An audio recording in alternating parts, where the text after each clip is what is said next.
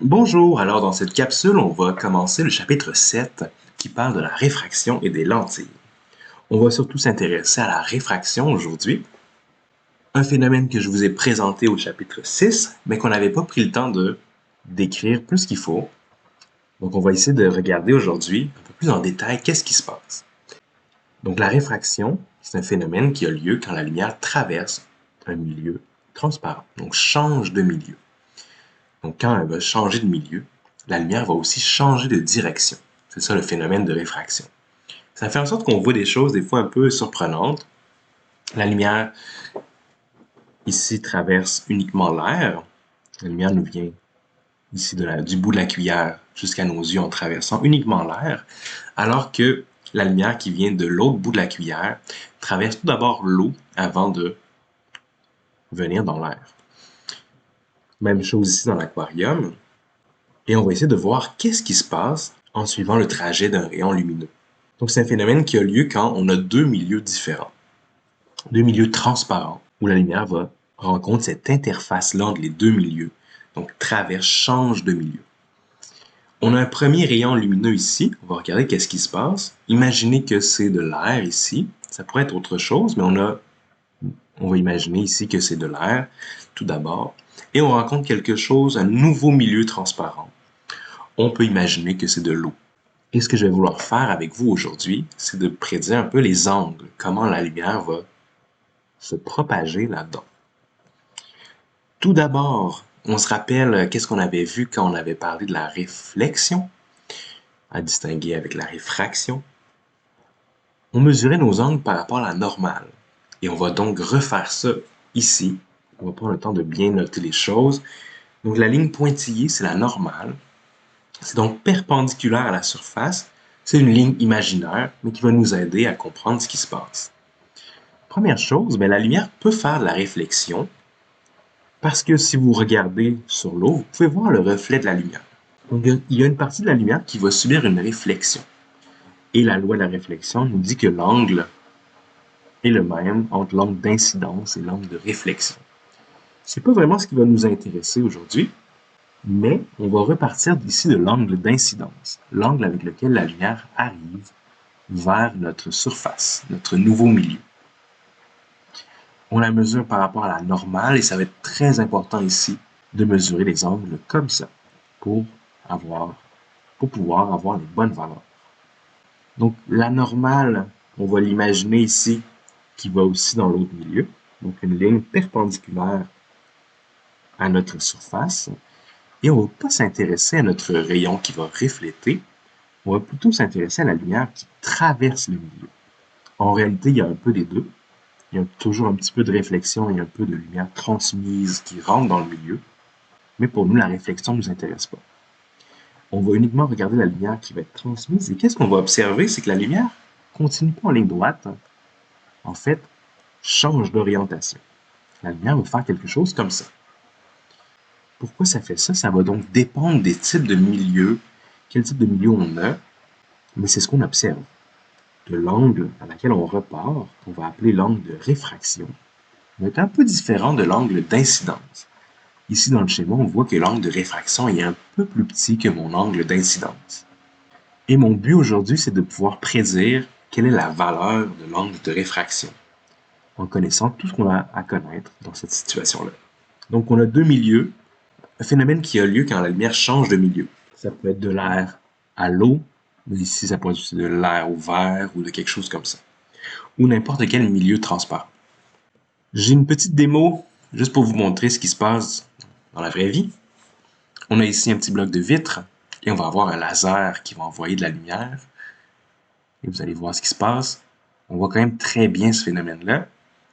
Un petit peu de réflexion ici, mais c'est surtout ici qui m'intéresse. On voit bien la réfraction, que l'angle change.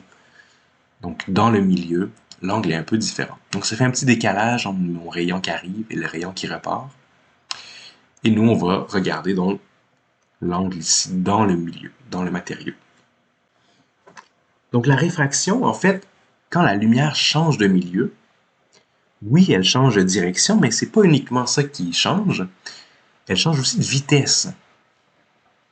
Donc la lumière, lorsqu'elle rencontre un nouveau matériau, sa vitesse va être un petit peu différente. Et on va définir ceci, ce qu'on va appeler la réfringence. C'est la caractéristique d'un milieu qui ralentit la lumière. Donc certains milieux, donc les matériaux, l'eau, le verre, le diamant, le plastique, tout ce qui est transparent, va faire en sorte que la lumière va se déplacer un petit peu plus lentement dedans. Et donc c'est cette caractéristique-là qui va être importante pour nous, avoir un chiffre qui va nous dire à quel point un milieu ralentit la lumière.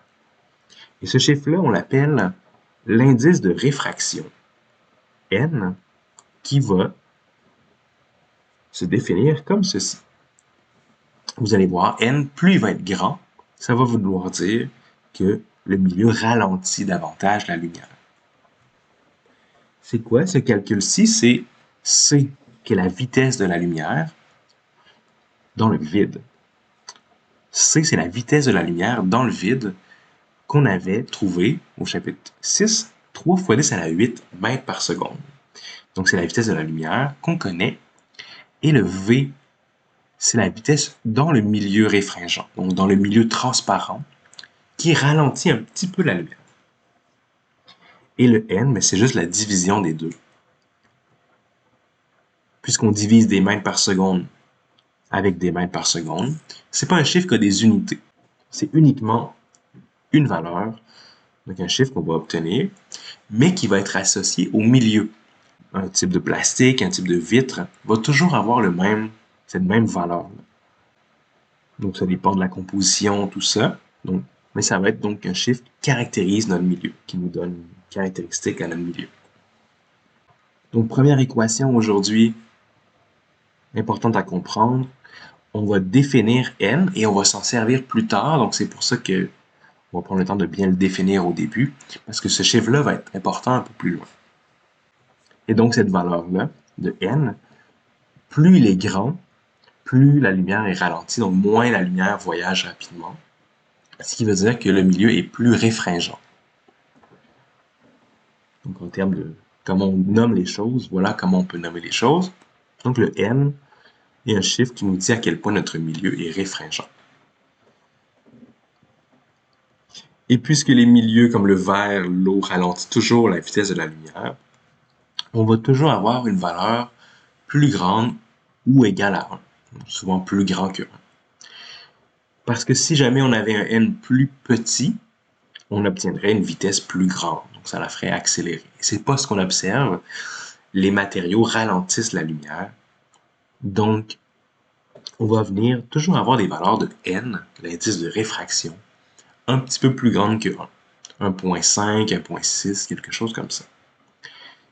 Et petite note importante ici, l'air, le milieu le plus commun pour voir la lumière, on est pas mal égal à 1 comme indice de réfraction. Ce que ça veut dire, si n égale à 1, ça veut dire que la vitesse dans le milieu est pas mal égale à la vitesse dans le vide. Un indice de réfraction égal à 1, ça nous dit que la lumière n'est pas vraiment ralentie par ce milieu-là. Donc c'est un gaz. Oui, il y a quelques atomes d'azote et d'oxygène, mais c'est pas assez pour vraiment avoir un gros impact sur la lumière. Donc la lumière continue à traverser l'air. Donc la lumière n'est pas vraiment influencée par l'indice de réfraction de l'air. Je vous montre un peu ici qu'est-ce qu'on pourrait faire avec cette équation-là. L'indice de réfraction de l'eau est 1.33, ce qui est la bonne valeur. Donc, si vous faites une expérience avec de l'eau, vous allez toujours trouver cette valeur-là d'indice de réfraction. Donc, l'indice de réfraction de l'eau, c'est la valeur de n, 1.33. Quelle est la vitesse de la lumière dans l'eau? On sait aussi que n, en fait, c'est égal à c sur v. Et c, c'est toujours la même valeur, c'est la valeur de référence, 3 fois 10 à la 8. V, c'est ce que j'aimerais connaître, mais le n, je l'ai. Donc, genre de question que je pourrais vous poser avec l'indice de réfraction, on peut trouver ça comme ça. Donc, j'ai pris le temps de mettre n égale à 1,33. Le c, c'est une constante, ça ne change pas, mais le v, ça va être influencé par le milieu. Ici, on a de l'eau. Ça fait toujours que ce chiffre-là va être divisé par mon indice de réfraction, ce qui fait en sorte que la vitesse est de 2,26 fois 10 à la 8 mètres par seconde. Donc quand même très grand, un petit peu plus petit que la lumière lorsqu'elle se déplace dans le vide, mais quand même excessivement rapide, si bien que à l'œil nu, on ne verra pas vraiment de grandes différences, mais certains phénomènes vont venir être modifiés par ce changement de vitesse-là. Donc, indice de réfraction, c'est le rapport entre la vitesse dans le vide et la vitesse dans le milieu. Toujours un chiffre plus grand ou égal à 1, et l'air, c'est égal à 1 comme valeur. Je vous montre ici quelques autres matériaux dans lesquels la lumière peut se propager, donc des milieux transparents, et le genre d'indice de réfraction que vous pourriez trouver. Ça vous donne aussi une bonne idée de... On va toujours être pas mal entre 1 et 2, 1 et 2,5. On verra jamais des chiffres très, très, très différents de ça. C'est pas mal ce qu'on observe dans la nature quand on a des milieux transparents. Donc l'air, en réalité, c'est pas 1, c'est 1,0003, mais bon, dans vos problèmes, vous pourrez mettre n égale à 1 pour l'air. L'eau, on a trouvé sa valeur, 1,33. Et la vitre, entre 1,5 et 1,6, 1,7. Et le diamant, davantage, 2,4 ici. Vous voyez, il n'y a pas d'unité. C'est juste un chiffre comme ça, mais qui nous permet d'associer un matériau transparent à quel point il ralentit la lumière.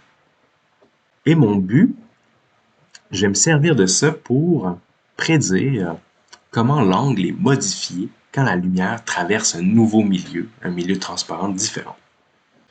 On appelle cette loi-là la loi de Snell-Descartes, qui a été publiée en 1637.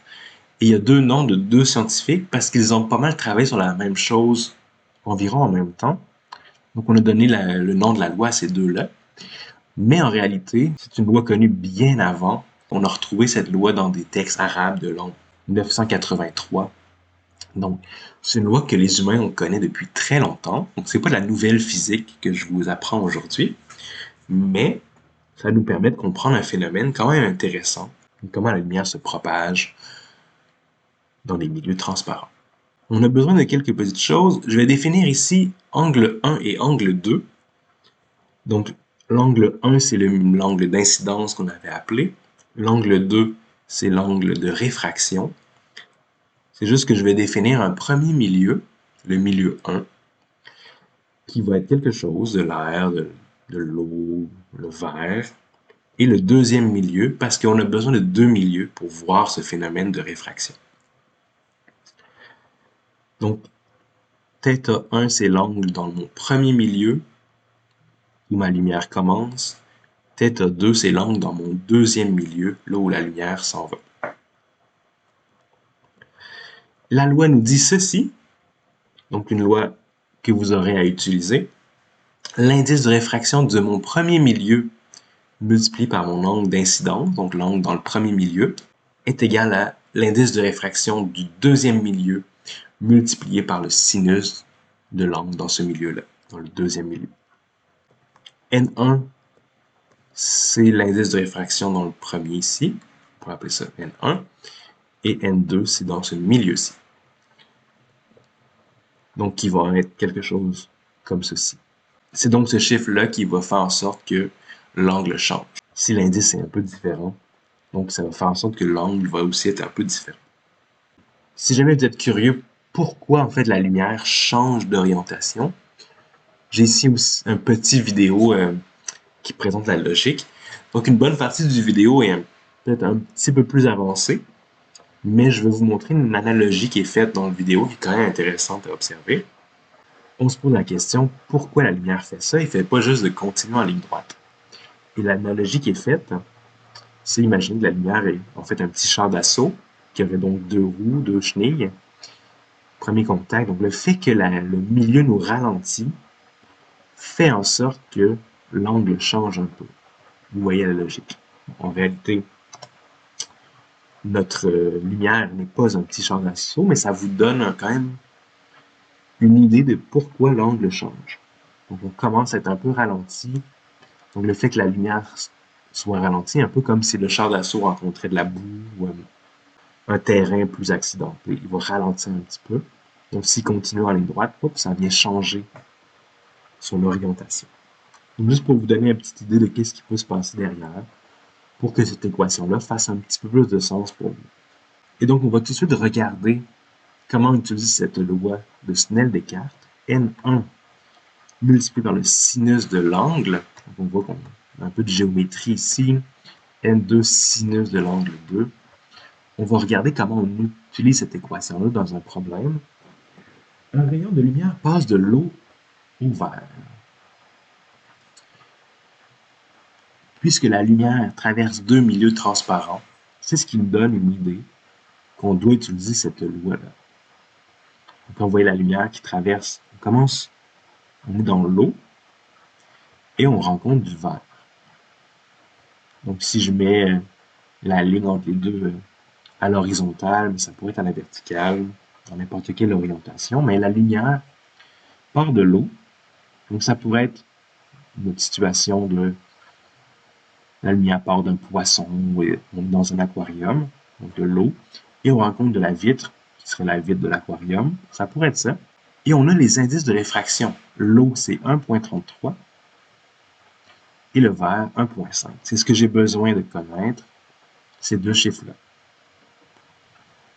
On a l'angle d'incidence. Donc la lumière arrive ici avec un angle de 38 degrés. Je vous rappelle, c'est l'angle par rapport à la normale ici. Donc 38 degrés, ça fait quelque chose environ comme ça. Et la lumière traverse le verre et va venir changer d'orientation. On cherche cet angle-là. C'est quoi? Ce qui nous permet de prédire la loi de Snell-Descartes. À force d'utiliser cette équation-là, on en vient aussi à savoir un petit peu intuitivement quel genre de comportement la lumière va faire. Et je sais que plus l'indice est grand, ici 1,5 c'est plus grand que 1,33, on va toujours observer que l'angle est un peu plus petit. Donc la lumière, quand on est dans des indices de réfraction très grands, on se ramasse un peu plus proche de ma normale. Donc l'angle est un peu plus petit. Si jamais ça avait été, on imagine, l'inverse, si ça avait été le verre et ensuite on s'en va dans l'eau, ce qui a pu être le cas, ici l'angle est comme ça, mais on repart avec un angle un peu plus grand. Donc ce serait le chemin inverse. Donc je sais, moi, intuitivement, à force de faire ces genres de problèmes-là, qu'on a un angle un peu plus petit. On devrait trouver un angle un peu plus petit que 38 degrés. On va découvrir si c'est bien ce qu'on observe. Donc du côté gauche, ici, N1 sinus de θ1, c'est mon premier milieu. Donc je garde l'eau pour mon côté gauche. Son indice de réfraction, c'est 1,33. Et ensuite, je multiplie avec le sinus de l'angle dans l'eau, 38 degrés. Donc le côté gauche de mon équation, c'est le début, c'est le 1. Donc j'ai le petit symbole ici, 1 pour dire mon premier milieu, là où la lumière arrive. Et des fois, dans les problèmes, on va donc appeler ça l'angle d'incidence, mon premier milieu. De l'autre côté, on a, quand la lumière repart, on est rendu dans le vert. Donc c'est le milieu où il y a l'angle de réfraction, où j'ai subi ma réfraction. Donc le milieu du verre, son indice c'est 1,5 sinus de θ2 que j'aimerais connaître. Et c'est pour ça que j'ai besoin de cette équation. En faisant ça, donc on va regarder un petit peu au niveau de l'algèbre, qu'est-ce qui se passe. Sinus de θ2, je vais commencer par isoler ça. C'est égal à 1,33 multiplié par le sinus de 38 et j'amène le 1,5 de l'autre côté. Donc je le divise ici. Ça vous donne une valeur de, si vous faites ce calcul-ci, 0,5459. Ce chiffre-là, c'est la valeur du sinus de l'angle 2. Et vous réalisez aussi que à ce moment-ci, c'est très important de travailler en degrés. Donc, ça arrive parfois là, quand vous faites vos calculs, que vous avez accroché un bouton sur la calculatrice qui fait que votre angle n'est plus en degrés, mais en radians. Donc, faites attention, si c'est le genre de choses qui vous arrive, de vérifier avant de commencer un examen ou commencer des problèmes d'optique, de vérifier que votre angle est bien en degrés, parce que je vous donnerai toujours vos angles en degrés. Ici, 0.5459, c'est la valeur du sinus de mon angle. Moi, j'aimerais connaître la valeur de l'angle. Donc, je peux faire l'inverse.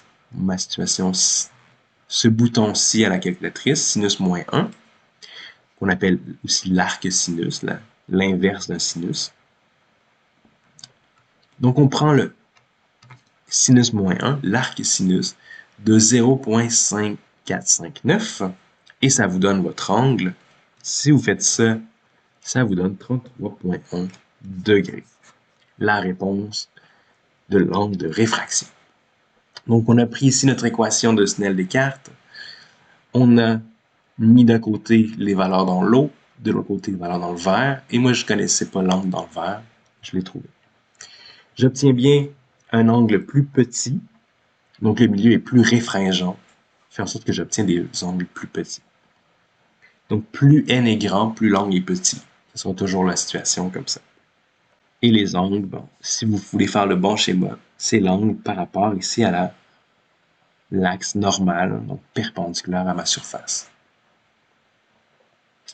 Donc ça fonctionne, j'ai trouvé ça et je pourrais le faire l'expérience et je réaliserai que j'obtiens bel et bien un angle comme ça de 33.1 degrés. Deuxième exemple, un rayon de lumière passe de l'air, donc on commence dans l'air, à un matériau inconnu. Je ne sais pas c'est quoi. Et trouver l'indice de réfraction, en fait, est une bonne manière de pouvoir déduire quel milieu on a. Si vous avez un milieu transparent que vous ne connaissez pas, ça peut être une expérience à faire pour trouver l'indice de réfraction et ensuite aller observer dans des tableaux, dans des valeurs connues, quel matériau a cette valeur d'indice de réfraction. Donc, c'est ce qu'on va faire dans ce problème-ci. L'angle d'incidence, donc on commence avec 50 degrés, ici. Donc, la lumière arrive avec 50 degrés et repart avec un angle très différent. On a ici 28 degrés, donc l'angle plus petit. Quel est l'indice de réfraction? Donc, on cherche l'indice dans ce milieu inconnu-là. N2, c'est égal à quoi? Donc, la lumière traverse deux milieux. Ça nous permet d'utiliser la loi de Snell-Descartes, qui est ceci. N1 multiplié par le sinus de θ1 égale à N2 multiplié par le sinus de θ2. Et finalement, ce que je vais faire ici, je vais isoler quelque chose de différent. Je vais essayer de trouver un inconnu, qui est mon N2 que je ne connais pas ici. Mais pour trouver N2, j'ai mes deux angles, mais j'ai pas N1. On commence avec l'air, et là, c'est le bout important à se rappeler. L'air, N est égal à 1. Donc, dans l'air, N égale à 1. Vous voyez, je ne le dis pas directement dans l'énoncé. C'est quelque chose que vous devez connaître, ou du moins aller facilement rechercher. Et maintenant, on a tout ce qu'on a besoin pour résoudre ce problème-là. N1. Donc, c'est mon air. Donc, du côté gauche, c'est mon premier milieu. Je suis dans l'air. Et dans l'air, mon angle est 50 degrés. C'est mon milieu où la lumière est incidente, où je commence, la lumière arrive. Le milieu 2, c'est le deuxième milieu où je me rends. Et donc, N2, j'aimerais ça connaître c'est quoi. Sinus de θ2, par exemple, je sais que c'est quoi. 28 degrés. Avec ça, je peux calculer mon N2. Si vous faites le calcul, vous envoyez vos chiffres de l'autre côté. Sinus de 50 degrés divisé par le sinus de 28 degrés. Donc, c'est un chiffre ici et ça vous donne un indice de réfraction 1.63. Et là, ce serait le moment de vérifier si ça fait du sens. 1.6, on est pas mal dans le bout du verre de type Flint. Donc 1.6, ça fonctionne. Ça a du sens. Si jamais vous aviez trouvé quelque chose qui est en dessous de 1, ça vous donne l'indice que vous avez fait une erreur. Ça doit toujours donner des indices de réfraction entre 1 et 2. Et là, donc, ça fonctionne. Si jamais vous trouvez en dessous de 1, ça veut dire que vous avez inversé. Ça veut dire que vous avez inversé vos deux angles. Le 28 aurait été à la place du 50 et le 50 à la place du 28. Si vous trouvez quelque chose comme ça, vous devez réaliser que vous avez fait une erreur. Si vous avez 1.6, 1 point quelque chose, ça veut probablement dire que tout est correct. Vous avez trouvé les bonnes valeurs. Prenez le temps de vous vérifier lorsque vous faites des exercices. C'est toujours une bonne étape qui évite de passer à côté d'erreurs qui auraient pu être évitables. Donc voilà comment on fait des problèmes de réfraction. Vous permet de prédire l'angle à laquelle la lumière repart. Mais il faut connaître un peu ce qui se passe en termes de matériaux. C'est quoi les valeurs d'indice de réfraction. Et ça termine la capsule, donc je vous souhaite une bonne journée.